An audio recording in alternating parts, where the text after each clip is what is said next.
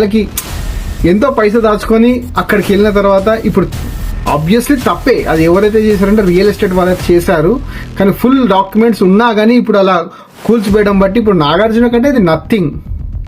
నాగార్జున కంటే ఒక పెద్ద సెలబ్రిటీ, ఒక ఉన్నత స్థాయిగా ఉన్న మనిషి కాబట్టి అతనికి నడిచిపోతుంది. తన హైకోర్టులో స్టే చేసినా ఎక్కడ స్టే చేసినా కానీ నార్మలే. కానీ ఒక నార్మల్ పర్సన్ గా పైసా కూడబెట్టి ఆ బాచ్పల్లిలో కానీ సూరారంలో కానీ ఇంకా చుట్టుముట్టు ప్రాంతాలలో కానీ ఎన్నో పెద్ద పెద్ద ఫ్లాట్స్ అపార్ట్మెంట్స్ మొత్తం కుప్పకూలుతున్నాయి. చాలా మంది రోడ్డు మీదకి వస్తున్నారు.